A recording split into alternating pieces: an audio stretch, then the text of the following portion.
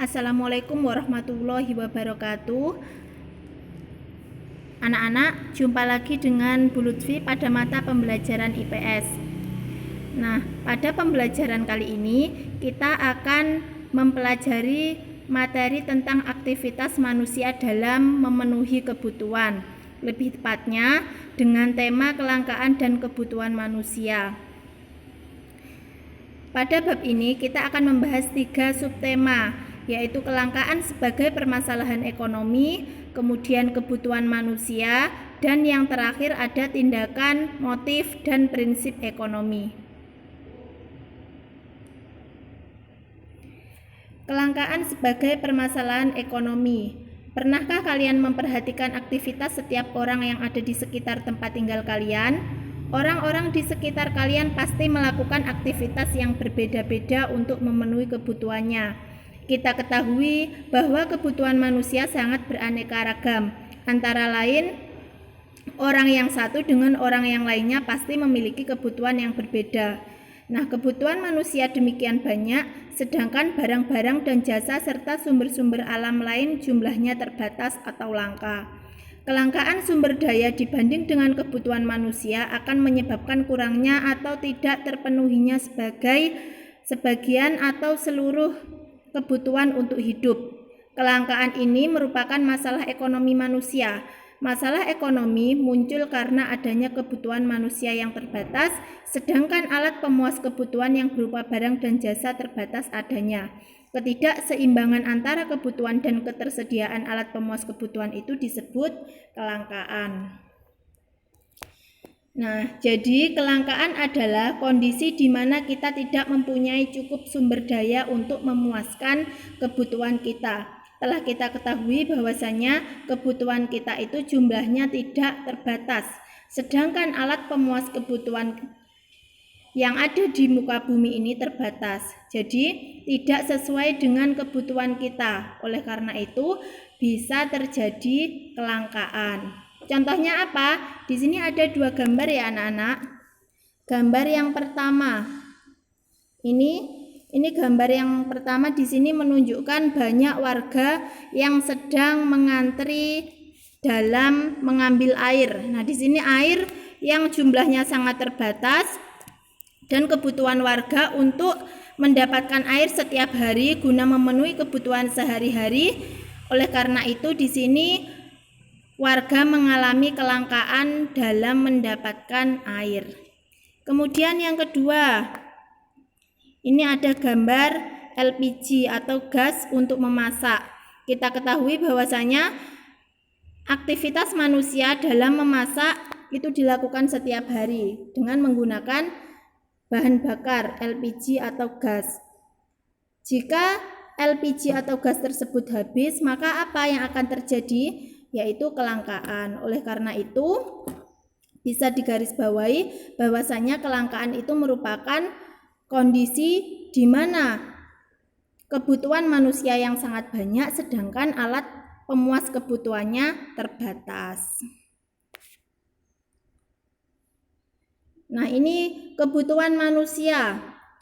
Gambar yang pertama itu ada mobil, kemudian ada handphone, dan ada buku paket ilmu pengetahuan sosial. Perhatikan gambar tersebut. Gambar tersebut merupakan gambar barang-barang yang sangat dibutuhkan manusia. Barang tersebut bisa jadi merupakan kebutuhan atau keinginan. Agar alat pemenuhan yang kita miliki dapat mencukupi kebutuhan kita, maka sebaiknya dalam penggunaan kita harus sesuaikan dengan skala prioritas untuk menentukan kebutuhan yang paling penting. Harus diutamakan pemenuhannya. Jadi di sini ketika kalian membeli sesuatu, kalian harus berpikir terlebih dahulu sebenarnya itu untuk kebutuhan atau keinginan kalian. Gambar yang pertama misalnya di situ mobil. Jadi ketika kalian membeli mobil, itu kira-kira tujuannya untuk memenuhi keinginan atau kebutuhan.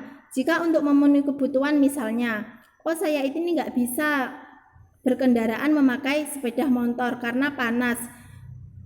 Jika di luar saya terkena debu, oleh karena itu saya harus menggunakan mobil. Itu berarti kalian membeli sesuatu atas dasar kebutuhan. Akan tetapi kalau atas dasar keinginan, kalian hanya pengen-pengen saja atau istilahnya tidak membutuhkan itu dan hanya untuk memenuhi nafsu. Itu namanya keinginan. Jadi di sini kebutuhan manusia itu kita harus mencerna antara kebutuhan dengan keinginan, kita harus mengolah sebaik mungkin. Karena apa? Karena kita ketahui bahwasanya alat pemuas kebutuhan manusia itu jumlahnya terbatas. Jadi kita harus memanfaatkan sebaik mungkin dan membedakan antara kebutuhan dengan keinginan. Paham ya anak-anak? Nah, selanjutnya kita membahas tentang kebutuhan. Apakah kalian sudah mengetahui apa makna kebutuhan? Kebutuhan merupakan suatu keinginan terhadap suatu barang atau jasa yang menuntut adanya pemenuhan. Apabila tidak dipenuhi, maka akan mempengaruhi kehidupan. Nah, jadi di sini kebutuhan itu jika tidak dipenuhi akan mempengaruhi kehidupan. Di mana kita dapat memperoleh kebutuhan? Nah, kita ini sebagai makhluk sosial, kita memperoleh kebutuhan dengan cara apa? Bisa berinteraksi dengan orang lain. Kita tidak mungkin bisa hidup di dunia ini sendiri, artinya bisa memfasilitasi diri kita sendiri. Pasti kita butuh orang lain. Nah, dalam hal ini kita melakukan interaksi, gunanya yaitu untuk memenuhi kebutuhan. Interaksi dengan siapa kira-kira? Bisa dengan teman, keluarga, kemudian tetangga, dan lain sebagainya. Antara daerah yang satu dengan daerah yang lain pasti memiliki sumber daya alam yang berbeda-beda. Nah, dengan adanya sumber daya alam di Indonesia yang sangat beraneka ragam dan jumlahnya banyak, maka kita harus bisa memanfaatkan sebaik mungkin agar tidak terjadi kelangkaan. Jadi ini syaratnya kita harus bisa membedakan antara keinginan dengan kebutuhan. Kemudian di sini untuk mengetahui lebih jelas tentang kebutuhan manusia, sebaiknya kita perlu mengetahui macam-macam kebutuhan. Kira-kira apa saja macam-macam kebutuhan? Yang pertama, ada kebutuhan primer. Kebutuhan primer ini disebut dengan kebutuhan pokok, yaitu kebutuhan yang harus dipenuhi karena bila tidak dipenuhi akan mempengaruhi keberlangsungan hidup manusia. Contohnya apa? Sandang, pangan, dan papan. Sandang ini yaitu pakaian, kemudian pangan ini makanan, dan papan itu adalah tempat tinggal. 3 contoh kebutuhan primer ini merupakan kebutuhan pokok yang harus dipenuhi oleh setiap manusia. Karena manusia nggak mungkin jika tidak berpakaian pasti tidak menutup aurat atau akan merasa malu dengan yang lain. Kemudian pangan, jika tidak makan pasti akan kelaparan dan akan meninggal. Yang ketiga, papan. Papan ini adalah tempat tinggal atau rumah untuk beristirahat. Selanjutnya ada kebutuhan sekunder atau kebutuhan tambahan. Nah, kebutuhan sekunder ini merupakan kebutuhan yang dipenuhi setelah kebutuhan primer terpenuhi. Jadi sifatnya ini tidak wajib, bisa dipenuhi setelah kebutuhan primer terpenuhi. Nah, kebutuhan sekunder ini bisa disebut juga kebutuhan pelengkap dari kebutuhan primer. Apa saja contohnya? Contohnya di sini perabotan rumah tangga, kemudian lemari, alroji, radio, dan sabun. Yang ketiga ada kebutuhan tersier atau kebutuhan barang mewah.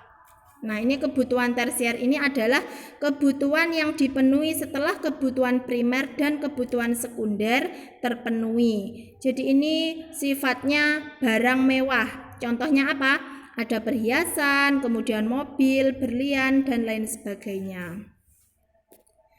Selanjutnya ada macam-macam kebutuhan menurut sifat. Di sini dibagi menjadi 2, yaitu ada kebutuhan jasmani dan ada kebutuhan rohani. Kebutuhan jasmani itu yang berhubungan dengan badan atau memberi kepuasan pada badan atau jasmani. Contohnya apa? Misalnya makanan bagi yang lapar, minum bagi yang haus, obat bagi yang sakit, kesehatan, dan olahraga. Semua itu merupakan kebutuhan jasmani yang diperlukan oleh tubuh kita. Selanjutnya ini kebutuhan rohani. Nah, kebutuhan rohani ini apa? Berhubungan dengan kepentingan jiwa manusia. Contohnya rekreasi, kemudian agama, nonton TV, baca buku, pendidikan atau sekolah, itu termasuk kebutuhan rohani. Ketika kalian jenuh atau kalian lagi stres, kalian bisa melakukan aktivitas rekreasi untuk menenangkan diri. Kalian bisa menonton TV, baca buku, dan lain sebagainya. Ini merupakan kebutuhan rohani yang fungsinya untuk jiwa manusia. Selanjutnya ada kebutuhan menurut waktu penggunaannya. Nah, kebutuhan menurut waktu penggunaannya dibagi menjadi dua, yaitu kebutuhan sekarang dan kebutuhan masa yang akan datang. Kebutuhan sekarang itu adalah kebutuhan yang harus segera dipenuhi pada saat dibutuhkan. Apabila pemenuhan kebutuhan ini tidak dilakukan dengan segera, maka akan berakibat tidak baik terhadap kelangsungan hidupnya. Contohnya apa? Ketika kalian sakit, maka kalian harus segera berobat. Ketika kalian lapar, berarti kalian harus segera makan. Itu yang namanya kebutuhan sekarang dan tidak bisa ditunda. Kemudian kalau kebutuhan masa yang akan datang itu apa? Kebutuhan masa yang akan datang itu adalah kebutuhan manusia yang pemenuhannya dapat ditangguhkan pada masa yang akan datang. Artinya pemenuhannya dapat ditunda. Contohnya, sekarang kalian sedang menginjak bangku SMP. Kemudian setelah lulus dari sini, pasti kalian pengen sekolah apa? SMA. Nah, untuk kalian masuk SMA, pasti kalian juga membutuhkan biaya sekolah SMA. Nah, itu berarti termasuk kebutuhan masa yang akan datang. Kemudian bagaimana contoh pengaplikasiannya? Misalnya kalian mempunyai asuransi pendidikan, kemudian tabungan. Nah, ini tujuannya adalah untuk memenuhi kebutuhan masa yang akan datang. Selanjutnya ada macam-macam kebutuhan menurut subjeknya. Di sini ada kebutuhan individual dan ada kebutuhan kelompok. Yang pertama, kebutuhan individual. Kebutuhan yang langsung berhubungan dengan perorangan atau istilahnya kebutuhan pribadi. Contoh apa? Makanan, kemudian minum, mobil, sepatu, dan kacamata. Kemudian ada kebutuhan kelompok. Kebutuhan kelompok ini adalah kebutuhan yang dirasakan oleh sekelompok orang secara bersama-sama dan pemenuhannya dilakukan secara bersama-sama. Ini ditandai dengan fasilitas umum ya anak-anak. Jadi kebutuhan kelompok itu kebutuhan yang sama-sama dibutuhkan antar manusia. Contohnya apa? Jalan, jembatan, pasar, kemudian lapangan, dan lain sebagainya. Ini merupakan kebutuhan kelompok. Selanjutnya ada faktor-faktor yang mempengaruhi kebutuhan manusia. Di sini terbagi menjadi beberapa faktor, antara lain ada jenis kelamin, kemudian tingkat pendidikan, kemudian lingkungan tempat tinggal, kemajuan ilmu pengetahuan dan teknologi, tingkat pendapatan, status sosial, dan yang terakhir ada perbedaan selera. Kita akan bahas mulai awal dulu dari jenis kelamin. Jadi jenis kelamin itu dapat mempengaruhi kebutuhan manusia. Kenapa Bu kok dapat mempengaruhi kebutuhan manusia? Jelas. Jenis kelamin antara laki-laki dengan perempuan pasti kebutuhannya juga berbeda. Contohnya jika perempuan memakai hijab, memakai bedak, memakai parfum, hand body, dan alat kecantikan lainnya. Jika laki-laki kan pasti berbeda dengan kalian kebutuhannya. Kemudian tingkat pendidikan. Nah, seseorang yang mengutamakan penambahan pengetahuan atau wawasan yang terkait dengan latar belakang pendidikan pasti akan berpengaruh pada kebutuhannya. Contohnya apa, Bu? Contohnya misalnya kalian sekarang menginjak bangku SMP, kemudian di rumah kalian mempunyai adik SD. Pasti kebutuhan anak SMP dengan kebutuhan anak SD pasti berbeda. Dari jenis bukunya mungkin, kemudian dari segi biayanya pasti lebih tinggi anak SMP. Nah, itu merupakan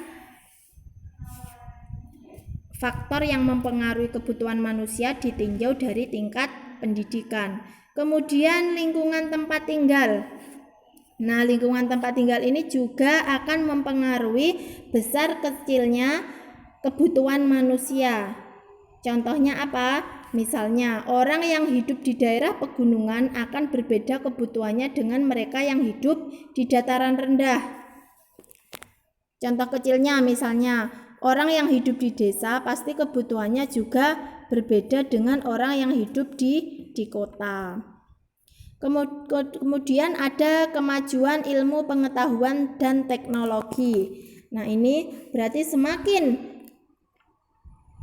mengalami kemajuan ilmu pengetahuan dan teknologi, maka semakin pula menyebabkan adanya atau munculnya penemuan baru atau produk-produk baru. Nah, dengan adanya penemuan baru atau produk-produk baru ini pasti akan memunculkan atau mempengaruhi orang untuk memiliki, sehingga kebutuhan manusia juga akan bertambah. Contohnya apa?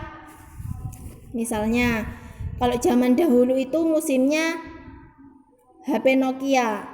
Setelah seiring berkembangnya zaman, ada muncul HP Vivo, Samsung, kemudian Xiaomi dan lain sebagainya. Pasti pola pikir manusia untuk mendapatkan atau memiliki HP tersebut tinggi dan merasa ingin memiliki. Nah, ini merupakan pengaruh dari kemajuan ilmu pengetahuan dan teknologi.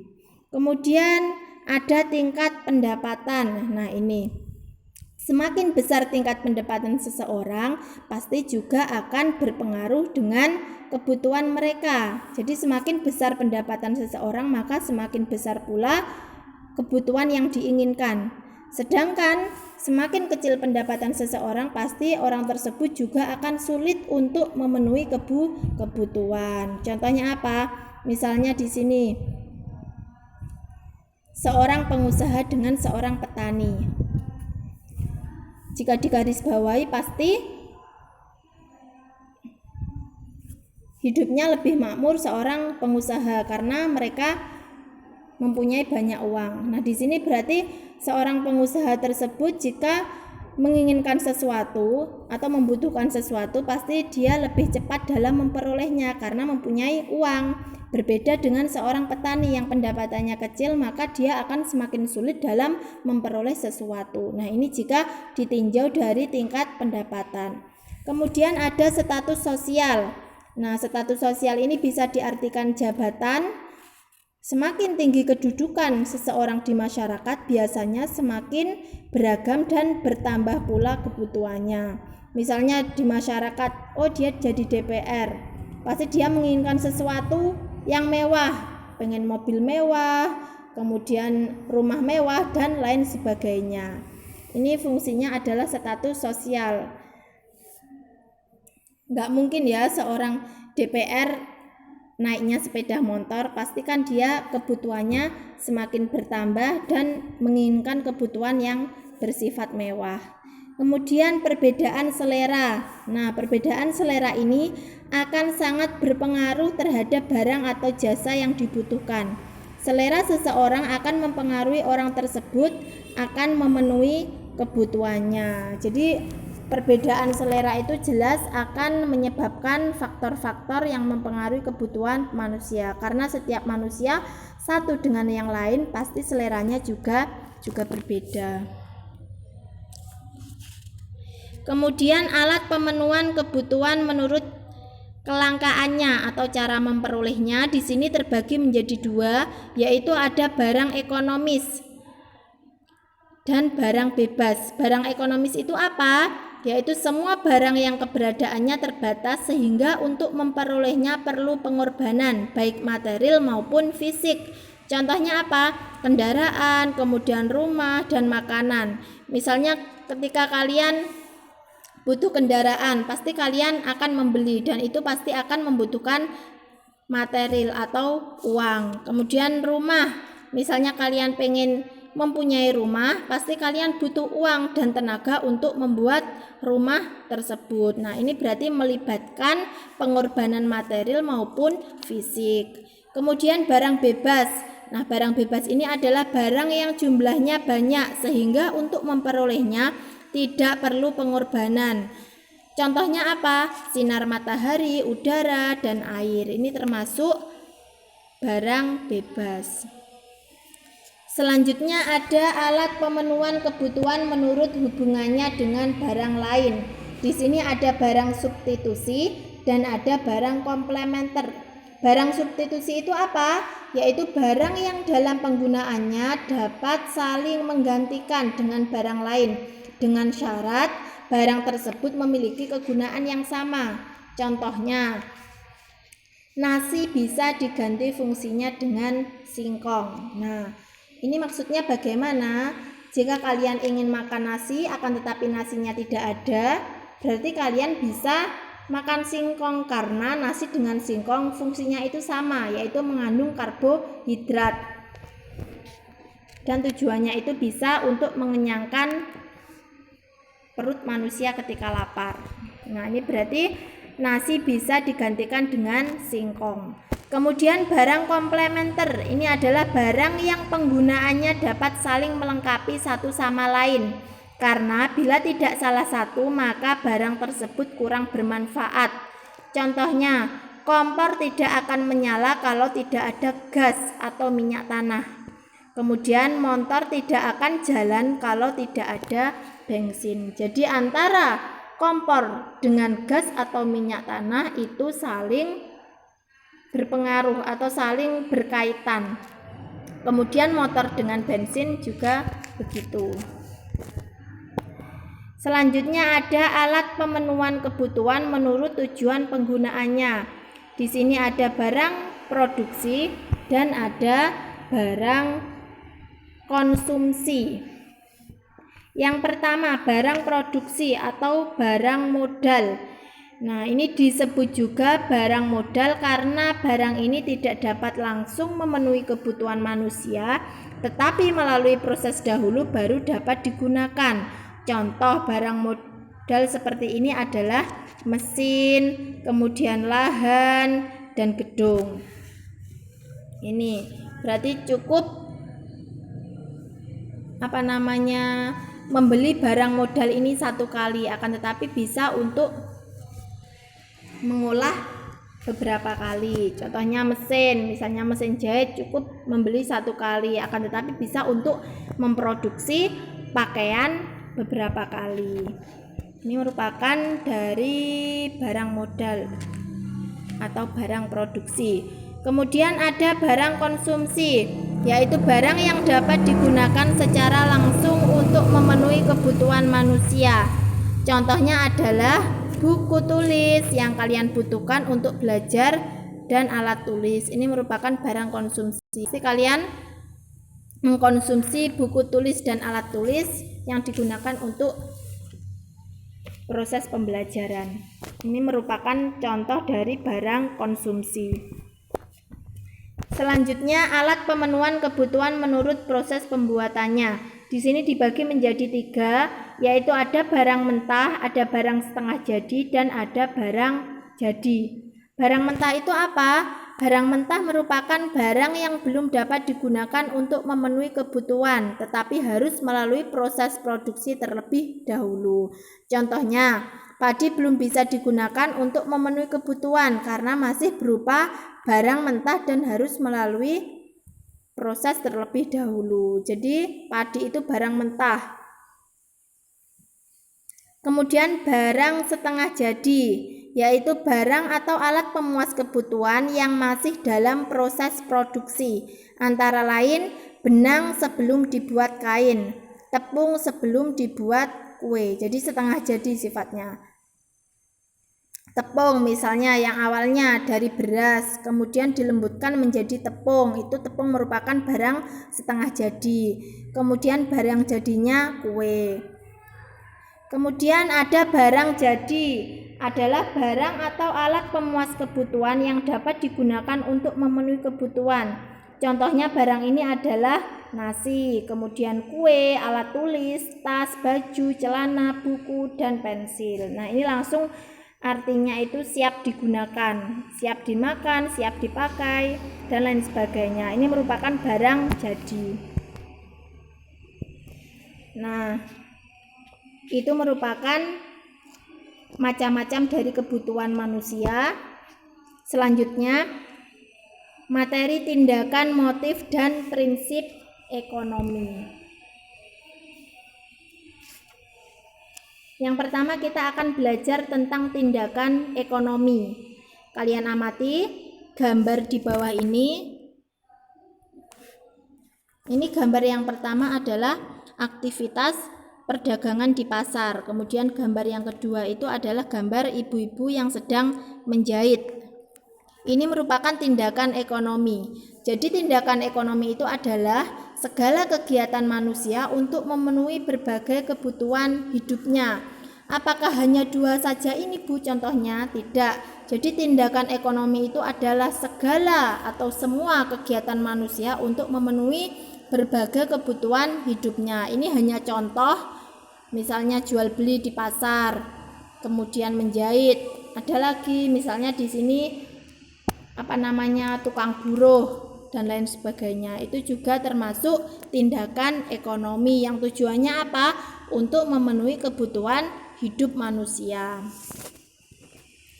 Kemudian ada motif ekonomi. Nah, motif ekonomi merupakan kekuatan yang ada pada diri seseorang untuk melakukan tindakan atau kegiatan ekonomi.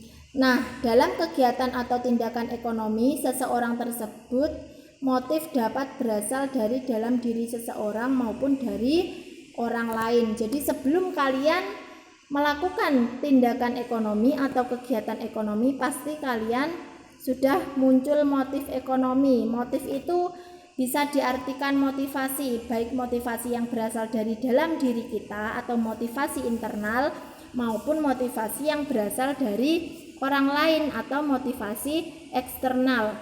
Misalnya di sini dicontohkan ada pengusaha tahu. Nah, sebelum dia bergerak atau bekerja sebagai pengusaha tahu, pasti dia memiliki motivasi untuk melakukan kegiatan tersebut. Misalnya, dia memang berpikiran pengen jadi pengusaha, itu berarti dia memiliki motivasi sendiri atau motivasi yang berasal dari diri sendiri. Kemudian selain itu misalnya dia dapat motivasi dari orang lain. Nah, ayo lebih enak jadi pengusaha tahu, misalnya cepat kaya dan lain sebagainya. Itu merupakan motivasi yang dipengaruhi oleh orang lain. Jadi sebelum manusia itu melakukan tindakan atau kegiatan, pasti motif ini selalu muncul pada diri seseorang tersebut. Seperti kalian di sini. Di sini kalian semuanya tujuannya belajar, ingin menghilangkan kebodohan. Nah, sebelum kalian melakukan kegiatan pembelajaran, pasti dalam diri kalian muncul saya pengen pintar, misalnya saya pengen membanggakan orang tua. Berarti itu termasuk apa? Termasuk motivasi kalian. Jadi sebelum manusia itu bertindak atau melakukan aktivitas atau kegiatan, itu pasti akan muncul motivasi yang ada pada diri manusia tersebut. Selanjutnya, macam-macam motif ekonomi. Nah, macam-macam motif ekonomi di sini terbagi menjadi 4. Yang pertama, motif untuk memenuhi kebutuhan. Bisa ditunjukkan oleh gambar yang pertama. Nah, ini motif untuk memenuhi kebutuhan, contohnya di sini aktivitas manusia yang sedang jual beli di pasar. Kemudian yang kedua, motif berbuat sosial. Bisa ditunjukkan oleh gambar yang ini ya anak-anak. Ini gambar kegiatan manusia melakukan bakti sosial. Kemudian yang ketiga ada motif untuk mendapatkan penghargaan. Ini ada seorang anak yang sedang dipeluk ibunya karena berprestasi. Kemudian yang terakhir ada motif untuk memperoleh kekuasaan. Ini Bu Lutfi memberikan contoh gambar bapak-bapak pejabat yang berperan aktif dalam kegiatan politik yang tujuannya untuk memperoleh kekuasaan. Nah, kemudian yang terakhir ada prinsip ekonomi. Prinsip ekonomi ini merupakan suatu usaha untuk mendapatkan hasil tertentu dengan pengorbanan yang sekecil mungkin. Contohnya adalah di sini adalah jika kalian ingin membeli sepatu di toko A, harga sepatu adalah 150.000. Kemudian di toko B, harga sepatu 125.000. Dan di toko C, harga sepatu dengan kualitas dan merek yang sama seharga 100.000. Dengan mempertimbangkan prinsip ekonomi, maka orang tersebut akan memilih membeli sepatu pada toko C karena harganya yang relatif murah. Dengan demikian, prinsip ekonomi ini berpedoman pada pertimbangan-pertimbangan sehingga pengorbanan kita dapat memperoleh hasil yang maksimal.